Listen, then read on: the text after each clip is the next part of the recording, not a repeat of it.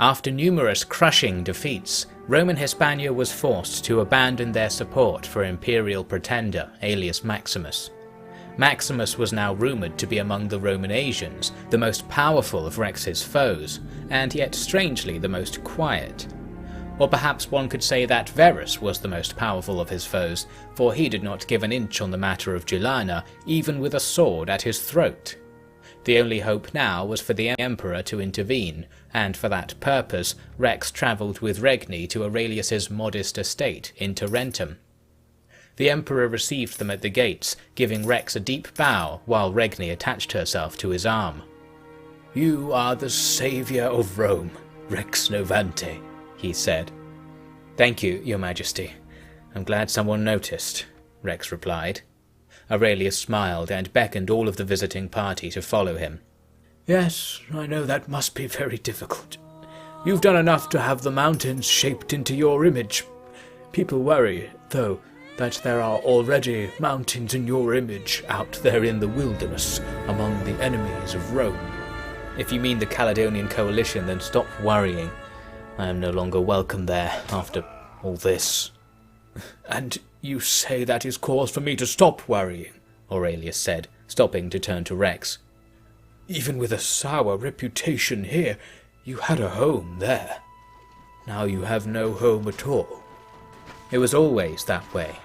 Lived in the fields beneath the whip, but that place wasn't my home. Home was my family. It's her," Rex said, nodding towards Regni. "And that's his excuse for keeping me locked up in the palace like a prisoner," Regni told Aurelius. The Emperor sighed and said, "I don't know if you calculated this, Rex, but you've turned my stomach with guilt. I ask you to help me, and you lose your allies. I ask you to stay with me, but my own friends spurn you. Now the last thing I want to ask you, it turns out, is nothing less than to take away the last thing familiar to you in your life." Regni smiled as she caught the meaning. "You're not going to let him take me?" she asked. "Not without at least an agreement between gentlemen." Inside, this agreement was discussed further. Aurelius had received enough complaints from Verus to know of the Rex-Julana affair, and offered to help, in exchange for Rex giving up his desire to take Regni away once her pregnancy was over. As was traditional at the time, Regni herself had no part in such negotiations. "You've both amazed and angered every ruling house from one end of the world to the other," Aurelius said. "Yet my house owes you more than any of them. If we stay, we'll be killed. I don't think you understand that," Rex said. "Do you think I haven't read our own histories? I know what you fear. But let me tell you, there are 3 men in Rome who would dare to kill you, despite your acclaim. One of them is my son, whose time with the gods has bettered him so much that maybe I am wrong about him now. The other 2 are Maximus and Lucius, my brother. Defeating the former will restore peace to my empire. Joining the latter to you via marriage will give you another life, with my family and yours, here. End the rebellion, and in the meantime, I will make arrangements with my brother. Every victory you win is another arrow in my hand. I'll have the patricians come to see why the soldiers like you so much. And in the end, I will be able to spend the rest of my days with the woman I love, and with a nephew I can be eternally proud of."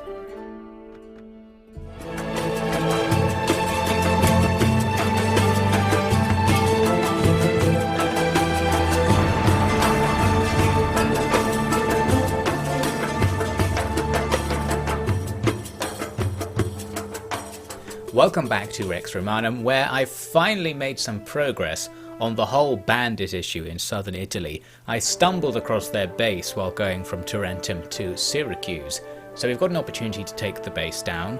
We've seen before that simply defeating everyone in the base doesn't necessarily get rid of it, however dying while attacking the base does for whatever reason. And that's handy because it's going to be quite hard for us. These missions get harder and harder the higher your level is. But your level doesn't necessarily determine how good you are at fighting. You don't really get stronger as you level up, at least when it comes to combat skill. So when things go badly right at the start, it's not too bad. These two guys with axes annihilated my shield, managed to survive their attack eventually, but as we went on through this beach area to take down more enemies, there were plenty more guys just wildly swinging two-handed axes at us, and we did get taken down. So while nothing happens as a result of that, it does mean the bandit base despawns because they're supposed to move it somewhere else. But in my previous experience, it gets moved somewhere off-world for a while. It will eventually come back, but for a while we'll be safe. I also, while I was here, spotted a party of just 3 guys leading like 70 prisoners, so a quick auto-resolve gives us the chance to add some guys to our party. That's a nice free gift. Anyway, with that done, I went to Syracuse and then started moving back to Rome, and on the way spotted this gigantic party right here. There's some 10,000 or more guys. The party's called Young Warriors. I think this is the party that's the equivalent of Manhunters, they might be called in vanilla. It's a party that's not affiliated with any faction, that goes around just fighting bandits. And apparently they've somehow rustled up some 6,000 guys and have cleared out all the bandits that were terrorizing this area, because they're not here anymore, and this huge party that somehow has 5,000 prisoners does. I don't know how many bandits were here, but apparently there are a lot. It could be the case where loads of parties were standing on top of each other, so there are actually a lot more than it looked like. Anyway, so that's that sorted. We've got non-aggression with the Roman Empire, which I thought I already had, but now we've definitely got it. And then a minor invasion was underway. A small party of Suebi troops. We had to fight them in this really misty environment, so I couldn't really tell what was going on, and as I formed up, it became clear that what was going on is they're just charging right at us. Our archers took a bit of a hit, but very quickly we exchanged them for our melee troops. I slap an arrow into the back of one of my own men's heads there. I'm sure he didn't appreciate that. He didn't die though, so those helmets are pretty good. Anyway, in the mist, the Suebi were doing what I've come to realise is their usual strategy. They attack with cav, then they attack with a loosely formed up set of skirmishers, and if you just run at them you can easily cut them down. And then somewhere they will have a block of heavier infantry, but usually they're only a minority among their army, so by the time you've cleared up everything else, you can just win in the end. And there we go, we win with a few casualties. After that, I immediately sent Bagadatta to go and talk to the Suebi to try and get peace, and when he came back, he's got good news. We actually did get peace with them, or a truce with them, so that's handy. That's one of the bigger aggressive factions that was going after us taken out of the equation, for a short time at least. After that, I took a look at the money coming in, and noticed that things have gotten a lot better. Now we're getting loads of tariffs from Rome. Because all those bandits are dead, the caravans are reaching Rome much more often and are now making us loads of money. Overall then, our economy is secure, especially because, as you may have noted, I've been buying up land all over the place. We've got all the land in Rome, and that means we're just getting this constant passive income. Whenever we visit the cities, they throw money at us, and generally we're fine for cash. I was wondering at this point, who am I actually at war with? And here's the list. A few of these factions just haven't attacked us at all, so they're not really a big deal. The Cimbri and the Dahe have both attacked us a couple of times. In fact, I think the Dahe just attacked us as I was doing this footage, and I sent a peace emissary to go and talk to them. And Bagadatta comes back saying, yes, the Dahe will get peace with us, so that's great. That's one more faction off the list, leaving I think only the Cimbri who are active against us right now. I sent Bagadatta to go and make peace with the Bosporan Kingdom just to get them off the list, and they said yes, which is fine. I guess it doesn't make a difference either way since they weren't attacking us, but it's nice to gain the extra right to rule and have them recognise my power. Then I popped over to Ravenna because a tournament was going on hosted by Verus, who owns both Ravenna and Syracuse, so just need to show him up a little bit by going and winning the tournament. And here I can proclaim the tournament to be in the honour of Claudania. This is the girl that the other Romans want me to marry. She wasn't that impressed with Rex's heroics, and I'm sure that while she doesn't like him, Rex doesn't like her all that much either, but it's a nice, noble option. If we want to join the local nobility, we've got that option, not that I really intend to use it. Anyway, shortly after that we got some bad news. The Suebi have gone straight back to war with us as the truce came to an end, so we're going to have to deal with a major invasion from them, although that came with some good news at the same time. While Rex was performing his official duties as Magister by inspecting the Roman army camp outside of Rome's walls, an argument was heard at one of the palisade gates.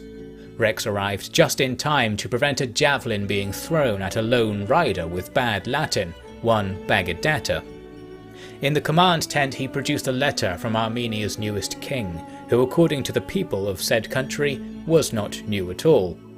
"I have to apologize on behalf of my rebellious underling," Bagidata said. "My man let being king all of a sudden go to his head, and agreed to a huge bribe from Maximus to support his bid. Now that support ends, but that's just the beginning. By briefly posing as the king myself, I was able to learn that the courtiers all remember you fondly, Rex. They were happy at my suggestion that you might find sanctuary there once the war is over." "Why did you suggest that?" Rex asked. "You'll need somewhere, won't you? I saw that in your greed you offended your old friends in the north." "I didn't mean offense, but I was in the right." "Captain, they needed that gold a lot more than you. They worked hard to get that gold from Rome, and now it's back in Rome, and that means war," Bagidata lectured. "If you stay here for too long, you will be asked to destroy the people of your homeland." "My homeland?" Rex let the thought go, not wanting to touch on that sore spot in present company. "So you think I should flee to Armenia?" "You can live a comfortable life there. The Eagle Order will ensure your security, and lands and staff will be provided by the king," Bagidata explained. He indicated that these assurances had been set to writing by the Armenian monarch, or at least someone pretending to be him. "I'll think about it," was all Rex could ultimately say. It was a clean life alone, or a more complicated one with his family, new and old, in Rome. And it wouldn't matter either way if he couldn't win the civil war soon. In this fight we had allied forces fighting with us, and they're not paying any attention to me, they've just gone off to do their own thing, so we're going to be playing catch up and doing our best to support them. The standard infantry block fight has broken out over here. I'm going over with the cav to help out. My cav's attack wasn't very effective because I was trying to get them to do the thing where you order them to move into the enemy and then it says, okay, we'll attack their infantry division, but sometimes it doesn't work and they'll just move up to the enemy. It's better to do the moving attack style than the charge attack style because it makes your guys keep formation and it's easier to pull out of the fight as well. Anyway, it doesn't really matter. We worked our way through one infantry block, then there was another, and I'm pretty sure in both cases it's all of our allies' infantry fighting here, just me and my cav from our army, and we were able to take out the enemy pretty easily. Well, not counting the fact that our allies lost men, but I'm not really paying any attention to that. So there we go, that's another invading force taken down, but that was just part one of the current Cimbri invasion. There was another army off to the west. I noted there in the bottom left that Rome has gone from being very rich to very rich, or something. Basically, Rome's very rich, which is good because it used to be completely impoverished after all the times we attacked it. So regeneration is going on. In this battle, the enemy had a load of cav and they were making a very obvious move for our right flank at the start of the battle there. So I'm going to move my infantry over to that side to try and block them. Meanwhile, my own cav are already there, just standing around. So now we'll have a cav battle, but with our own infantry gradually filtering into it. Plus we have way more cav than they do, so overall confident about this situation. The big issue is that they have caravan guard on their side, and all of my guys are caravan guard, so it's another who's the enemy problem. Still, with those advantages I mentioned, we'll kill them eventually, and now we really want to focus on getting our infantry to turn round and face the enemy infantry who are streaming in out of formation, ready to be killed. I struggle to escape from this situation because the enemy have spears, but luckily our armoured horse can take a good spear blow or two, so we get out of there, order our men about a bit, and then get back in for when the main fight started, and it's just going to be an absolute slaughter. As I said, the enemy weren't in the block formation like usual, it was just guys on their own, so against a blocky formation they stand very little chance. They just get stun locked and taken out all the time, and our men quickly slaughter the entire enemy army without me really having to get involved very much. We did take some losses in that messy start of the battle, but overall that's fine. Then there was news of Genua being destroyed to the north. A quick investigation reveals an army of nearly 400 in the area. It was so powerful that I immediately started recruiting new troops upon seeing it, so I thought we'll gather up men from villages as we pursue them. But we ended up pursuing them out of Italy. They're leaving, they're going back across the Alps. With that I thought I'll let them go because I've got a hot date tonight. Yes, Rex needs to go back down to Syracuse and see Jelana again. We've got the ongoing quest where you need to see her within a certain time limit. There's another non-aggression treaty with the Roman Empire. We're really non-aggressive towards them right now. However, before I could go to Syracuse, there were more attacks. Roman Asians around our core territory this time. I think this is the first time we've seen their armies coming over to Italy. Not a very big army, we've got nearly triple their numbers. We avoid being ambushed, which is very nice, and here we go. They've got a few cav who go for my cav on the left. We'll just leave our cav to take theirs out, that should be no problem. Meanwhile, the main infantry blocks will clash, and I'm ordering my archers to go around to the flank of the enemy block to start shooting once the fighting starts. I went to personally deal with the enemy's archers, although I didn't do very well. Eventually I remembered to take my sword out, but yes, things are a little bit bad here. We're still taking arrows, and I'm going to get out of there while our cav will sort all of those archers out. At the same time, some of our other cav have gone after the enemy's main block and are rear attacking them, while my archers have sort of set up on the enemy flank. That didn't quite work like I thought it would. Doesn't really need to. You can see we're slaughtering the enemy now. They're jostling about trying to escape from our encirclement and are generally failing. Very quickly the Roman army is going to be wiped out under those circumstances, and we chase the rest of them off the field. A nice victory. I find it's always easier to beat the Roman armies because their heavy infantry blocks are more predictable. Anyway, there was no end to the fighting because a few days after that more big invasion forces were seen nearby. It's just battle after battle right now. So here we're facing some 250 Sarmatians. They've got tons of cav, and right off the bat they're just charging right at us. I made a few mistakes giving out the orders, and I think I accidentally ordered my cav to close in and be inside our infantry block, while my retinue runs out to engage the enemy cav, and it was supposed to be the other way around, so that wasn't very good. I'm out here as well, just causing a distraction really and killing the odd enemy. With any luck, our heavy infantry square will be doing much better, while the enemy are running rings around us. Our own cav are hunting enemies down, and the main block in the centre's not really going to be at risk since the enemy can't get very far into it. So yes, we do hold off that first wave of cavalry, but more are on the way along with the enemy infantry, and we did take quite a few losses during that fight. The enemy's horse archers probably did a number on us because many of them went behind our infantry block. My own reinforcements are on the way, so soon our block will be reinforced, and I'm contenting myself to just run around trying to kill the odd enemy out here along with our cav. Most of our cav have been taken down. We're really just trading with enemy cav out in the open. Eventually the fight settles down a bit as it starts to rely more on infantry, and there we'll have the advantage. The enemy's infantry block comes to fight us, but they're mostly lighter infantry. I'm hitting them with arrows right now, just being conservative because I am a bit damaged. We don't have any cav or anything left to strike any decisive blows, but handily enough the enemy rout because of the ferocity of our attack from the front, and that's going to be yet another enemy army taken down with plenty more still up on the roster. The battlefield was cleared of dead quickly, for even before the fighting had finished there had been scouts reporting other invading forces nearby. As the bodies were turned to ash on a huge pyre, Rex's companions waited for their master to finish doling out rewards to the surviving troops. "I suppose it will be like this forever now," Agasicles said. "Part of the job, isn't it?" Eadfrith replied. "Part of a job. And here we are still doing it.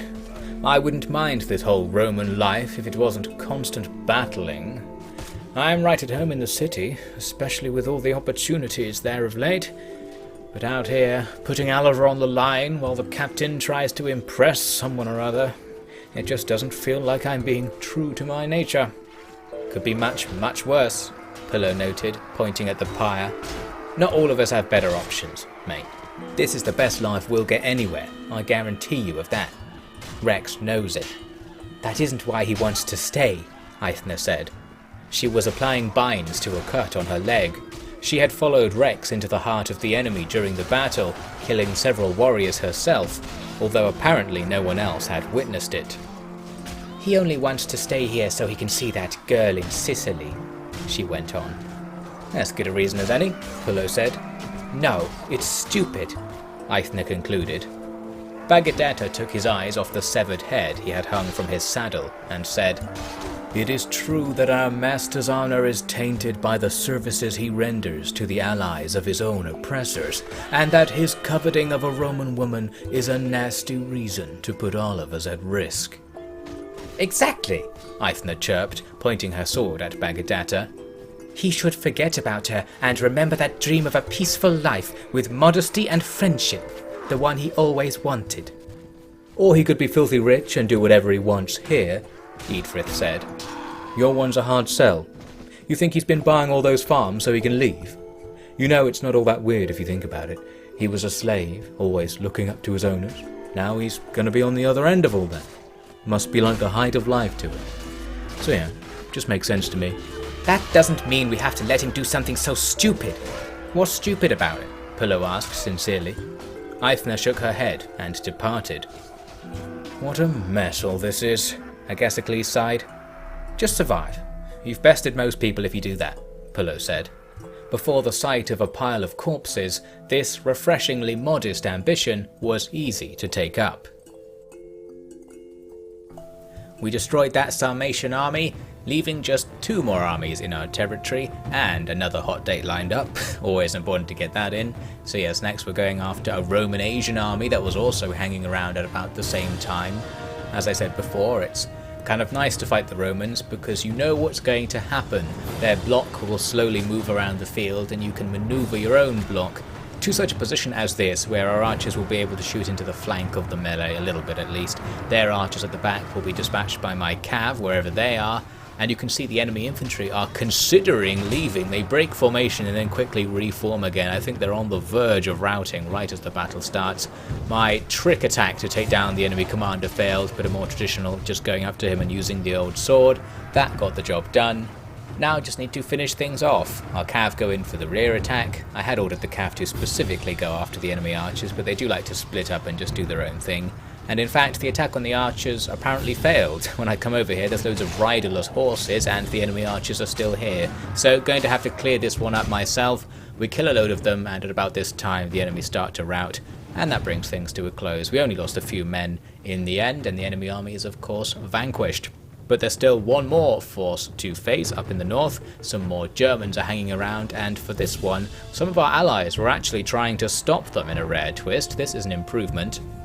It does mean that in the battle, we're not going to participate all that much because the allied army just rushed forward, so I went up with some cav to see what was going on.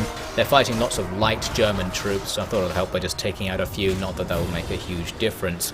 And then as they pushed on to go face the enemy's heavier infantry somewhere in the mist, I was moving up more slowly with my own troops. So by the time I arrived, the fight was already over. Our allies just took out whatever was left of the enemy army, and that was the end of that.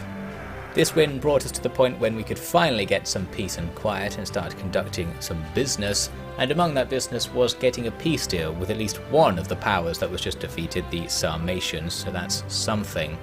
After that I went back to Rome and started recruiting troops from the villages. I usually don't do this, I've been getting by just taking on captives to replace losses in our army, but now I'm going to forcibly make my army nice and big because we're going to go on a campaign very soon.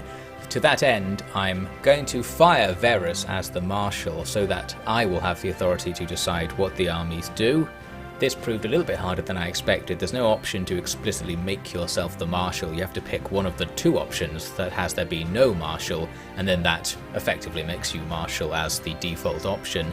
With that established, I popped down to Syracuse, not only to scheme with Julana, but to find Verus so we can organise a campaign against Roman Asia to start the end of the Civil War, which we'll talk more about next time. Rex had an offer that most would dream of. the chance to become a part of the most powerful royal family in all the world.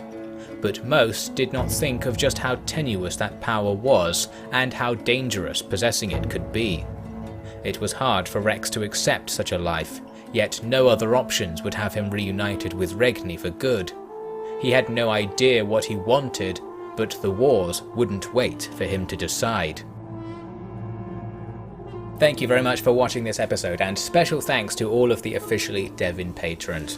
So yes, we're going to march out for some decisive battles in the east as we try to bring Roman Asia to heel in the next part of Rex Romanum.